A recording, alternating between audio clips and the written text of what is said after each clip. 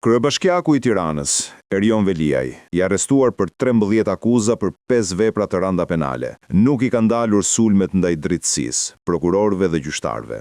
Bashkia e Tiranës, prej një viti po mbahet peng, dhe Veliaj është lidhur pas karrigës së kryebashkiakut për të intimiduar drejtësinë, me shpresën se do të shpëtojë nga dënimi për veprat e rënda penale që ka konsumuar. Më datë 16 mars 2026, CNA-i ka raportuar skandalin ku bëhet me dije se padia e bërë nga Erion Veliaj në gjykatën administrative kundër prokurorit Olz Dado për emërimin e tij, përfshin edhe Bashkinë e Tiranës. CNA-i ka dërguar më datë 13 shkurt 2026 një shkresë zyrtare Bashkisë Tiranës, ku është kërkuar sqarim se cili është interesi ligjor i institucionit të Bashkisë Tiranës në këtë padi, dhe sepse një institucion publik përfshihet zyrtarisht në një padi administrative që lidhet me një individ, në këtë rast kryetarin e bashkisë Erion Veliaj. Pas gati 2 muajsh, dhe çështja po shqyrtohet në gjykatë administrative, bashkia ende nuk ka kthyer përgjigje për kërkesën tonë zyrtare për informacion. Qëllimi duket heqja e vëmendjes nga gjyqi penal, a thua se Veliaj do të shpëtoj pa lagur se ka bërë një padi administrative,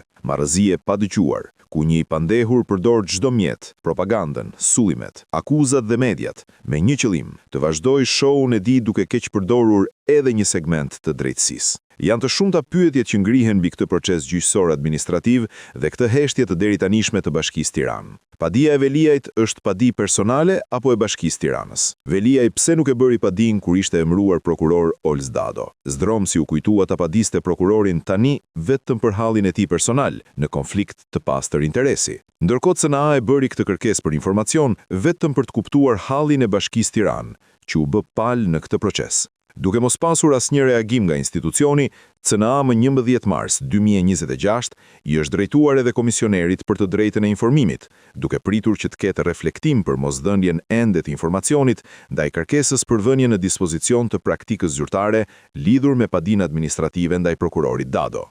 2 kërkesa prej 2 muajsh pa asnjë reagim. Sipas ligjit, përgjigja duhet ishte kthyer brenda 15 ditëve. E ndërsa gjyqi po zhvillohet, bashkia nuk ka kurajo të përgjigjet. Kjo heshtje tregon bashkëfaqësi, pasi një institucion si Bashkia e Tiranës është përfshirë në proces për interesat personale të Veliajt.